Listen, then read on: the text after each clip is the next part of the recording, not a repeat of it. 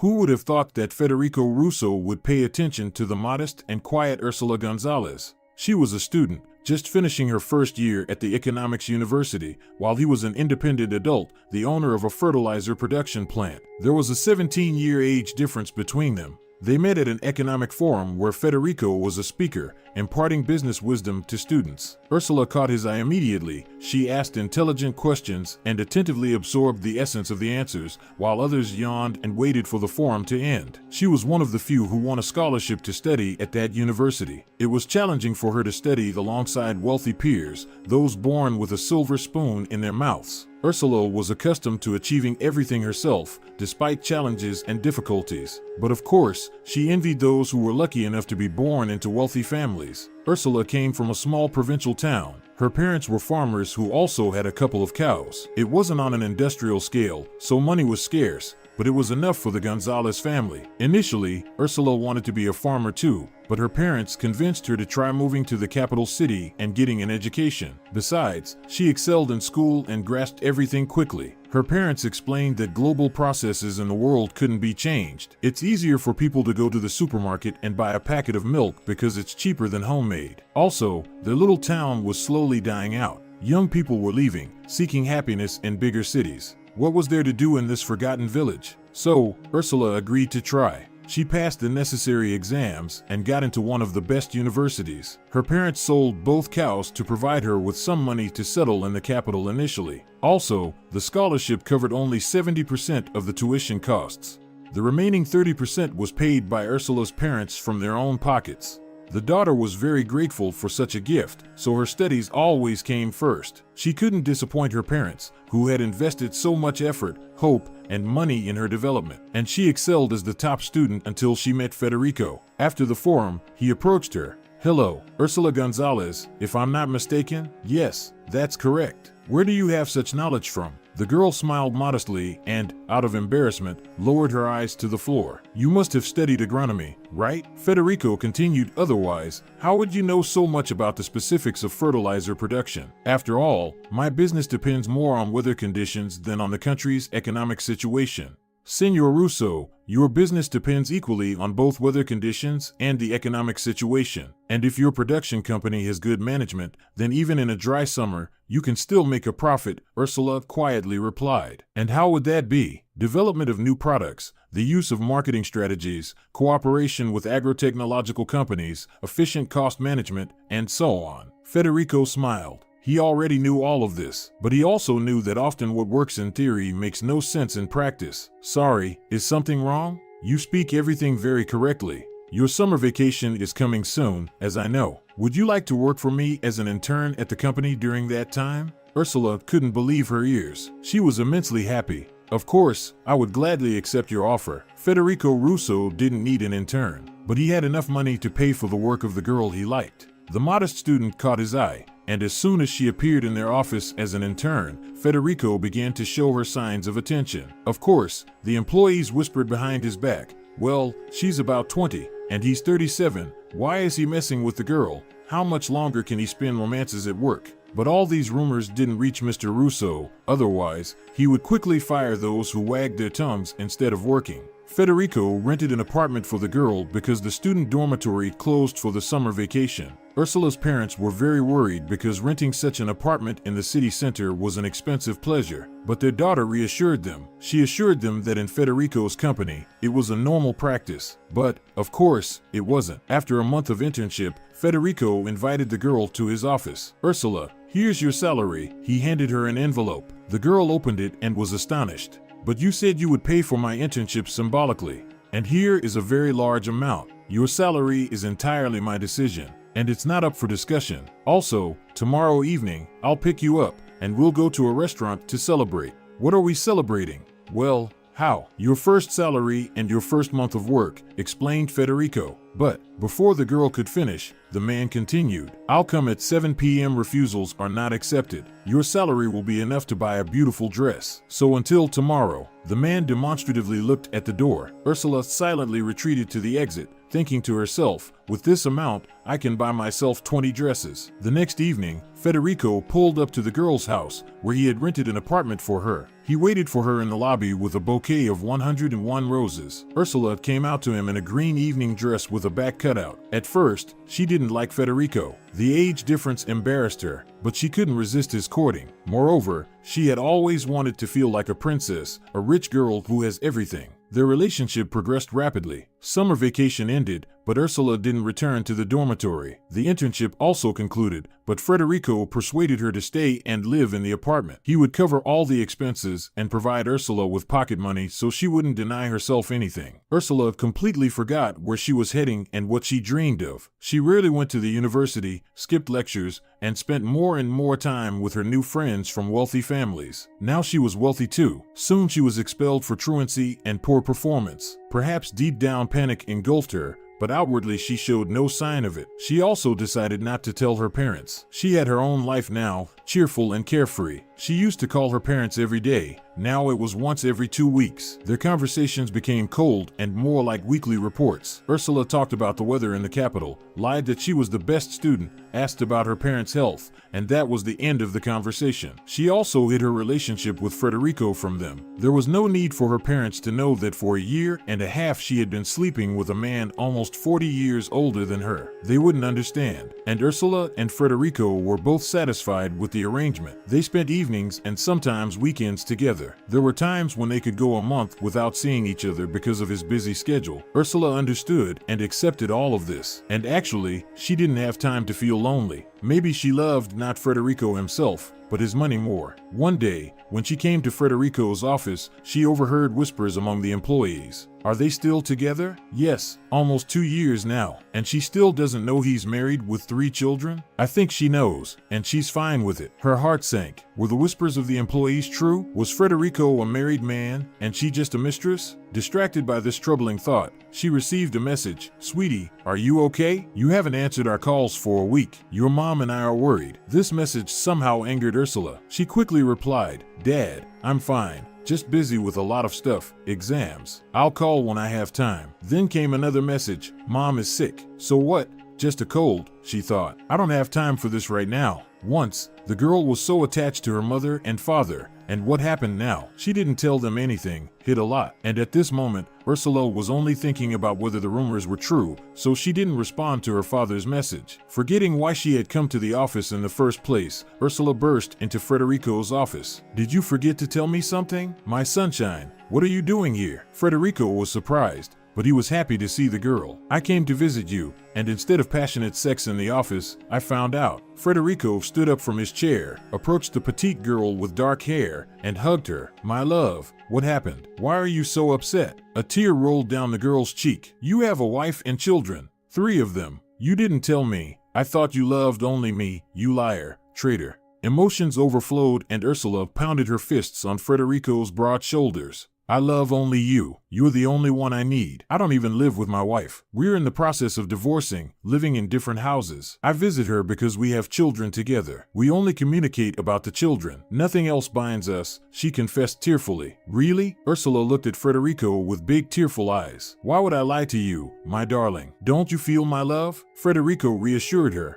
Ursula, calming down, embraced Federico, feeling her heart beating in unison with his. I'm sorry for reacting like that, my love, she said softly, her voice trembling. I'm just so afraid of losing you. Federico nodded, smiling understandingly. I understand, my dear, but we're together, and no circumstances can separate us. They embraced again, savoring the closeness. Ursula believed her fears were unfounded and that Federico genuinely loved her. After those words, the couple dissolved into a passionate kiss, and the primary goal of the visit was justified. Feeling upbeat, Ursula left the office. She didn't call her father back, nor did she respond to his last message. She even forgot what he had written. She had her own life, rich and carefree. Time passed. A month, 2. Ursula was enjoying her morning coffee when her father called. Sweetheart, hi. You finally answered. We miss you. How are you? How's your studies? Dad. Too many questions. I'm fine, Ursula replied. Ursula, your mom is sick. Her father's voice trailed off, and Ursula remembered he had mentioned this before. Still, she hasn't recovered yet? It's very bad. She has cancer. I don't know how much longer she'll last. Come home. She really wants to see you, but I can't, Ursula thought. I have so many plans, social events, concerts, and our 2-year anniversary with Federico. Dad, I can come in 2 weeks. I'm swamped with studies, the young woman lied. Ursula, you don't understand. You have to come. Okay,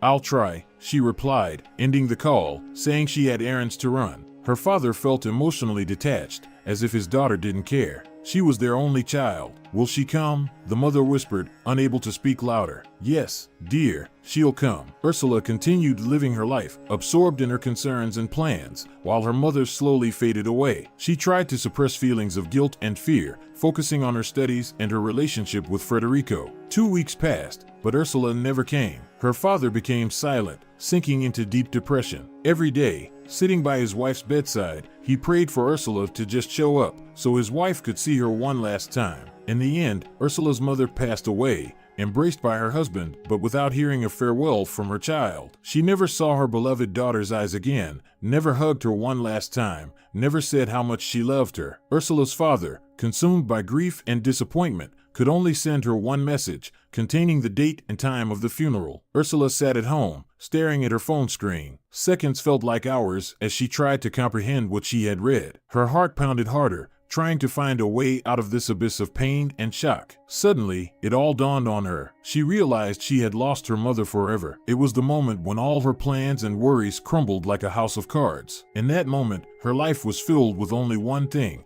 the realization of the tragedy that had shattered her heart. Without hesitation, Ursula quickly gathered her belongings and headed to the train station. She knew that now her place was by her father's side, that now her duty was to be where she was needed most. The journey to her hometown seemed endless, every mile reminding her of what she missed, of what she didn't do. Time seemed like a sinister opponent, taking her further and further away from the chance to say a final goodbye to her mother. When Ursula finally arrived in her hometown, she headed straight from the station to her father's house. She opened the door with the old key and called out, "Dad, it's me." But her father didn't greet his daughter warmly. He came out to the hallway and said, "The funeral is tomorrow. I want to get some rest. Good night." With those words, he went to his bedroom. Ursula slowly climbed the old wooden stairs, making her way to her room. The door creaked as she opened it, and inside everything was just as it was on her last visit. The room was cozy, filled with memories from the past, soft light coming from old table lamps, bookshelves adorned with old photographs,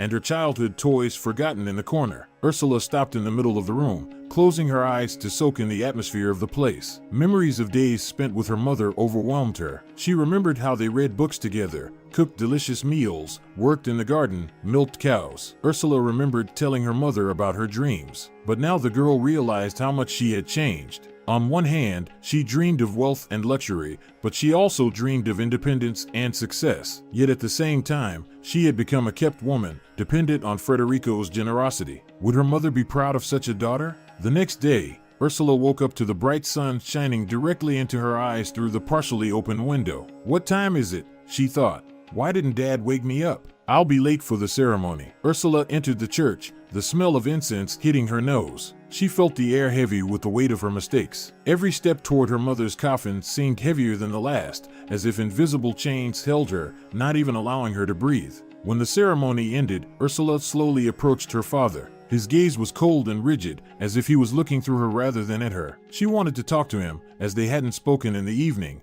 and he had left in the morning without even waking her up. "Dad," she whispered, but her words got stuck in her throat, like futile admissions of her mistakes. "Forgive me, I've made so many mistakes. I should have come." Her father turned slowly, his eyes expressing a mixture of anger and sorrow. "You betrayed your mother. I don't know if I'll ever be able to forgive you for that." Her father's words felt like barbed arrows piercing Ursula's heart. She felt the bitterness of regret mingling with anger and pain. Tears streamed down her face, but she knew she couldn't undo anything. She deserved his anger, his pain, his hatred directed towards her. "Leave," her father whispered quietly. "Dad, forgive me." Ursula couldn't finish as her father repeated in a loud tone, "Leave." People nearby turned to look. Ursula realized her apologies were in vain. Her father would never forgive her. Ursula sat on the train, staring out the window, but her thoughts were restless, swirling inside her head. She agonizingly repeated the same question to herself. How could she have done this? Tears glistened in her eyes, reflecting the mist outside the window.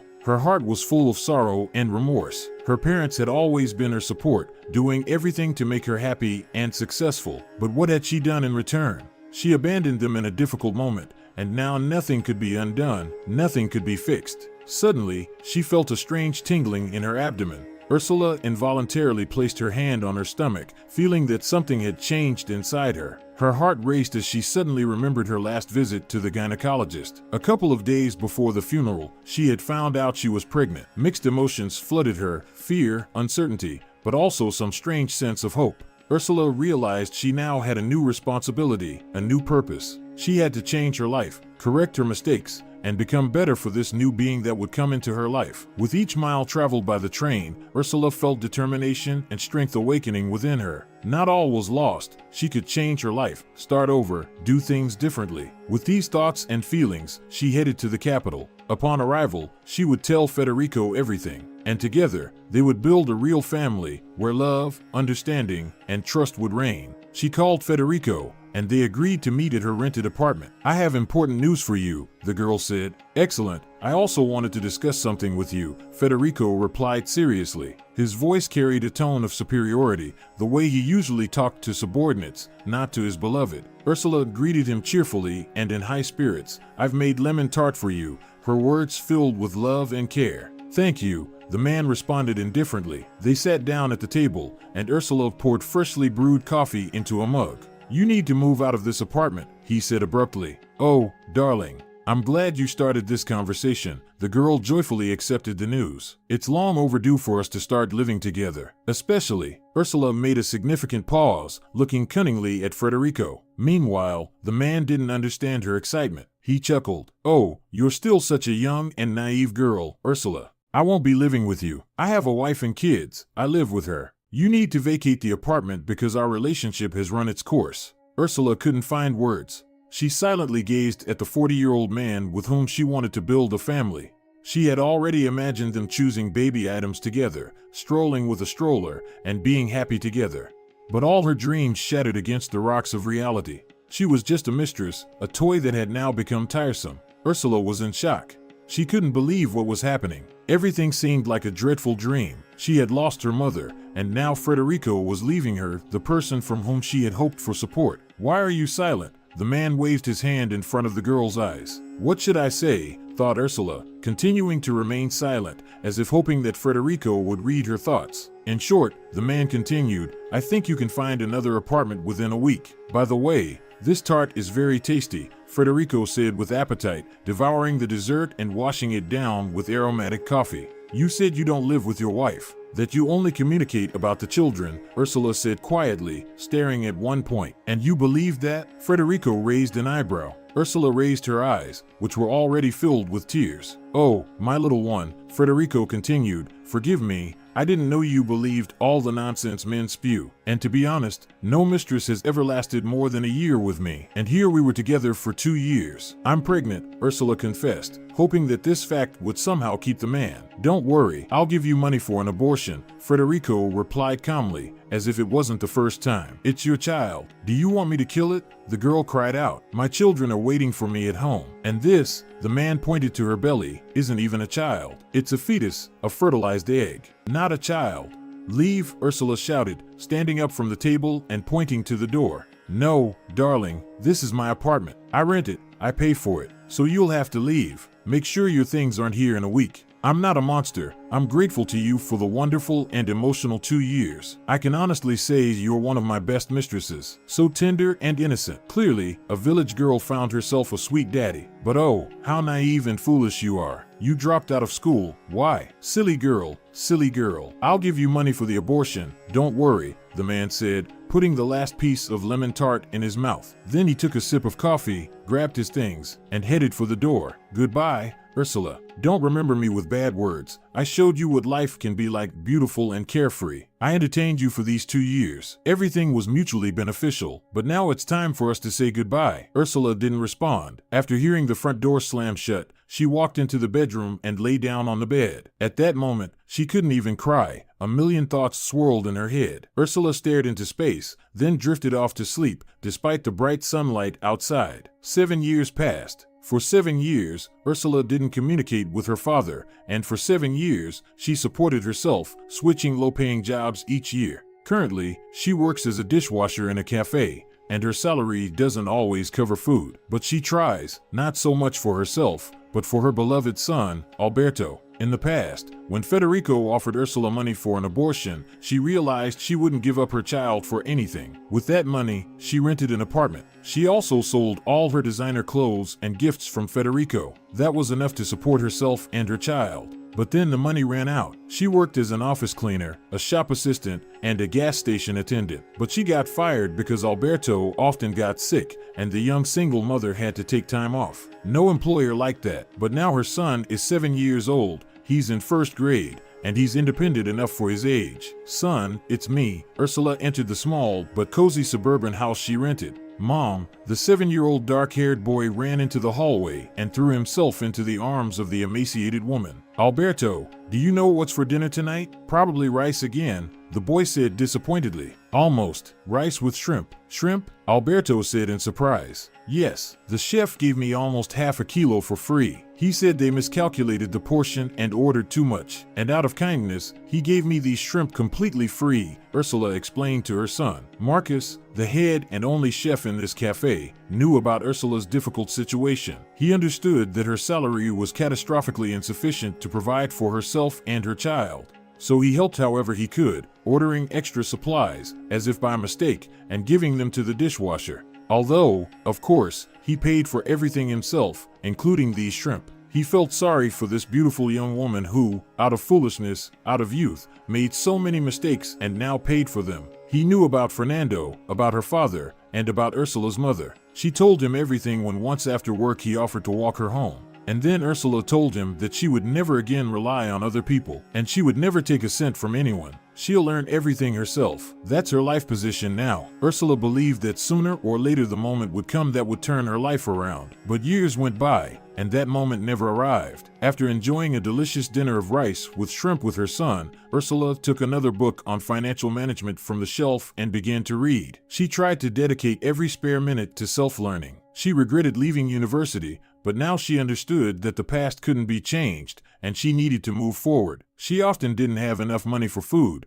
but she managed to set aside enough for books. It was a matter of priorities. It was important for her to feed and clothe her son, buy books, while she herself could suffice with plain rice or potatoes. Ursula sat at the table, leaning over the book, as if it were the key to her future. In her eyes burned the fire of ambition and determination. She knew the path to change could be long and difficult, but she was ready to see it through. Alberto watched her and couldn't understand why his mother worked so hard, studied, but earned so little. In his mind, the logical chain just wouldn't form. Day after day passed without any change in Ursula and Alberto's lives. The girl began to lose hope. Why do I exert so much effort and time into learning if I can't even apply my skills and practice? For the past 2 months, she had been trying to land a good job in finance, but no one even invited her for an interview because she lacked the appropriate education. She tried to argue that she could work for them even without formal education, citing the numerous books she had read and the countless lectures she had watched online. But no one wanted to listen to Ursula.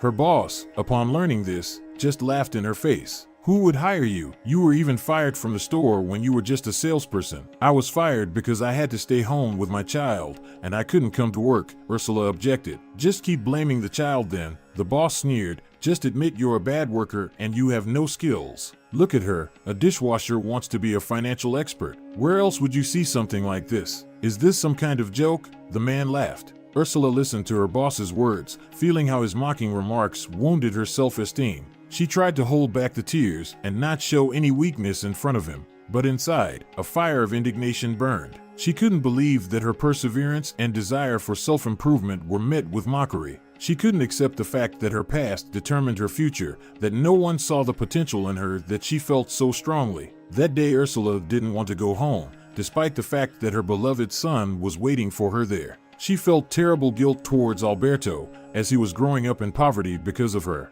Maybe she really should have had an abortion. No, the girl immediately pushed away those horrible thoughts. She couldn't imagine her life without Alberto. For his sake, she had to keep trying. But where should she go? She had no idea. On her way home, Ursula stopped by the grocery store. She might have little money left, but tomorrow was payday. Today she would buy Alberto his favorite cereal and a packet of milk. He would be very happy. She handed several paper bills to the vendor. Do you want to take a lottery ticket as change? No, thank you. The draw will be in a week. The main prize is $1 million, the vendor said inspiringly. Ursula smiled. Thank you, but I'll pass. I don't believe in luck. The vendor counted out the change. The next day, Ursula came to work feeling down. You seem sad today. What happened? Marcus inquired. Nothing happened. I'm just not in the mood. It's payday today. Everyone's in a good mood, and here you are, sad. These pennies don't lift my spirits. You know I'm barely making ends meet, the dishwasher said hopefully.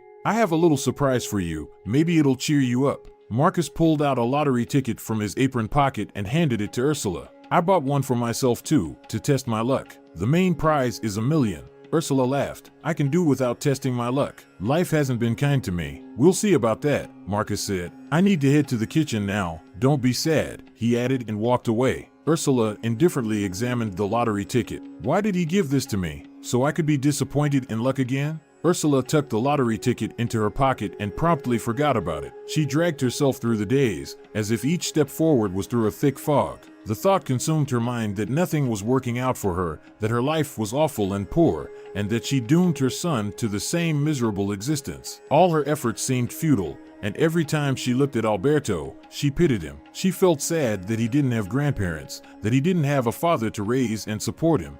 And it was all because of her foolishness and naivety. That Sunday started like any other. Ursula didn't wake her son. He didn't have school today. Let him sleep a little longer.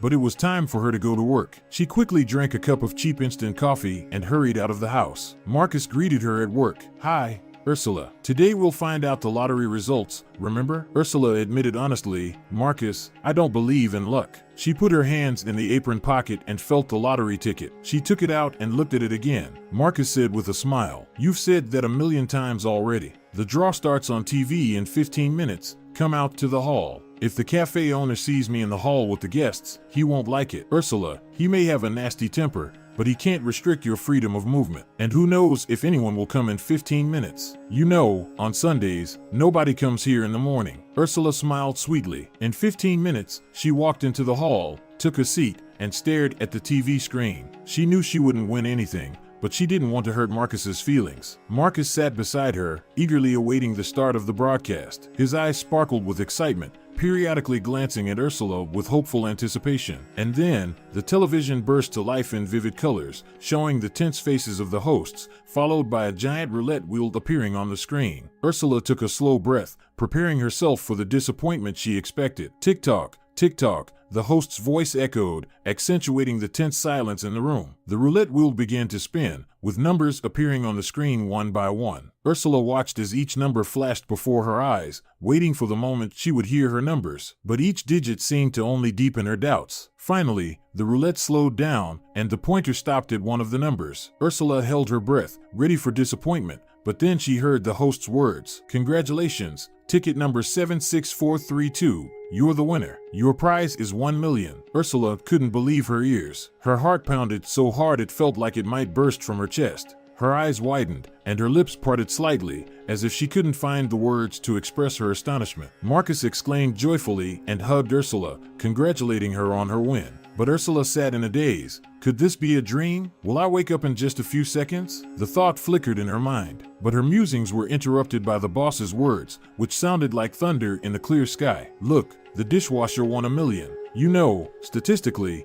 people who get quick and easy money also quickly squander it and end up right back where they started, at the bottom, the boss said mockingly, laughing. Then Marcus stood up for Ursula. Enough. Are you jealous? You could at least be happy for her. What's there to be jealous of? Lack of brains? She's only capable of washing dishes. I wouldn't even hire her as a waitress. I already know what she'll spend that money on. On all sorts of rubbish. Unable to bear such contempt for Ursula, Marcus stood up to intervene, but her quiet voice stopped him. Wait, she said quietly and approached the boss herself. She took off her work apron and threw it on the floor. I quit. And with this money, if you're interested, I could buy your cafe. Though why would I need that cheap dive? I'll buy a stake in some other business. The boss laughed even louder, not caring about the guests who were entering the cafe at that moment. He laughed so loudly that it seemed like he was having a real hysterical fit. It was clear that Ursula's words meant nothing to him. The girl left, feeling the contemptuous stares upon her, but in her heart, determination to change her life was already boiling. And the next day,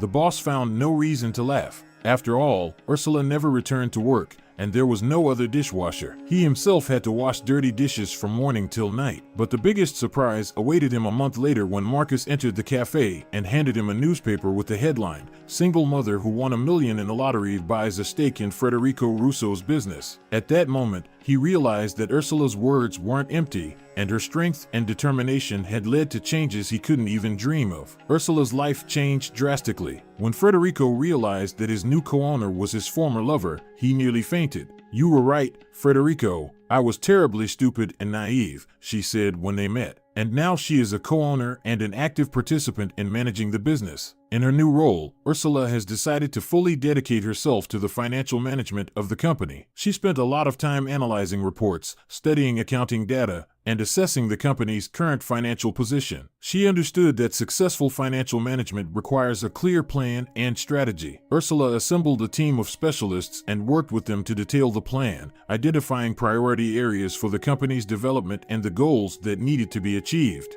An important part of her work was also creating a budget and expenditure plan to efficiently utilize the company's resources. She researched the market, analyzed competitors, and sought innovative ways to optimize financial processes. With each passing day, Ursula became more confident in her abilities and more competent in financial management. Her dedication to the business and her drive for success were evident to everyone in the company, and her decisive actions helped take the business to new heights of prosperity. Federico Russo couldn't believe that his company, which had been operating at a loss for the past few years, was once again turning a profit, and it was all thanks to his former lover. He became so admiring of Ursula that he began to show her attention again. But finding no reciprocal reaction, Federico started manipulating their child. He would say that Alberto was his son and they should be together for him. But Ursula, even in the face of his manipulation, knew how to respond. "Dear Federico, have you forgotten? Your children are waiting for you at home. And Alberto isn't even a child. He's a product, a fertilized egg, not a child," she said, not giving Federico even the slightest hope that he could influence her decision. At that moment, a memory resurfaced in Federico's mind from 10 years ago when he easily asked Ursula to have an abortion. He felt a pang of guilt, realizing how wrong he had been back then. He apologized and begged for forgiveness, but Ursula was resolute. She wasn't going to succumb to his manipulations. Meanwhile, her relationship with Marcus was growing closer. They spent a lot of time together, discussing future plans and supporting each other. Ursula felt that she had found support and understanding in Marcus, and she began to believe that happiness was possible even after difficult trials. At least Marcus was there for her, even when she had nothing to eat. Finally, Ursula entered a happy period in her life. She found her calling in business, built a relationship with Marcus, and was proud of her son. But the only thing that troubled her was her relationship with her father. It had been 10 years since she knew anything about him. Every time she thought about her father, her heart ached with longing and unresolved questions. How was he doing? How was his health? He didn't even know about his grandson. Ursula had tried many times to contact her father, but all her attempts were in vain. Her calls went unanswered because his phone number was blocked. Maybe he changed his SIM card, she thought. It was like a void in her life, like a missing puzzle piece that prevented her from fully enjoying her happiness. At the same time, Ursula was very afraid to go back home. Various frightening scenarios flashed through her mind. Perhaps her father would kick her out. Maybe he wouldn't want to see her or even acknowledge her. The fear of rejection and misunderstanding proved stronger than her desire to mend the relationship with her father. Ursula shared her concerns with Marcus on one of those quiet evenings when they sat with a glass of wine, discussing life events. "You have to go home. You have to tell everything to your father," Marcus said with determination. Ursula raised her eyes, meeting his gaze full of support and understanding. "But what if everything goes wrong? What if he rejects me?" she said, trying to conceal her fears. Marcus took her hand in his and looked straight into her eyes, as if wanting to convey his confidence and determination. "Ursula, you are a strong woman. You shouldn't be afraid to move forward. Whatever happens, you must give yourself a chance to mend the relationship with your father. I'll be with you, supporting you in this. We can go there together," he said, as if firmly resolved that they would overcome all difficulties together. "No, I need to go there alone. I have to do this myself. And you will look after Alberto, won't you?" Just a week later, taking a short leave, Ursula sat on the train. Her heart was pounding as if it would burst out of her chest. The train slowly pulled away from the platform. Ursula walked from the station, the house not far away. Approaching the painfully familiar fence, Ursula clenched a small handkerchief in her hand and confidently headed to meet the past, prepared for any outcome. She pushed the gate, which, to her surprise, was open, walked to the front door, and knocked softly. After a few long minutes, the door opened, and Ursula saw a gray-haired old man. "Who are you?" he said. Of course, the old man immediately recognized his daughter, although she had changed a lot, but he could not believe his eyes. "Dad, it's me, Ursula. Forgive me." The girl couldn't hold back her tears. "Daughter," the father hugged her. "Every day I thought of you. I tried to contact you, but it was in vain. I've been waiting for you for so long. Dad, I was so afraid that you wouldn't forgive me. I made so many mistakes. Please, give me a chance to make things right. I really hope you can forgive me." Ursula spoke with trembling in her voice, hoping her words would reach her father's heart. "Ursula, my dear, I lost both my beloved wife and daughter at the same time, and if I can't bring your mother back, give me the opportunity to have my daughter back." That evening they talked for a long time, sharing memories of the past and taking the first steps to restore their lost connection. Ursula told her father about all the events that had happened to her during the years they hadn't spoken. She talked about Federico and her son Alberto, about her difficulties and joys. The father listened attentively to his daughter, supporting every word. Gradually, their conversation became deeper. They discussed their feelings, fears, hopes, and concerns. Ursula realized that despite all the obstacles that had arisen between them, their bond remained unbreakable. She felt that she had finally regained a part of the family that had been lost.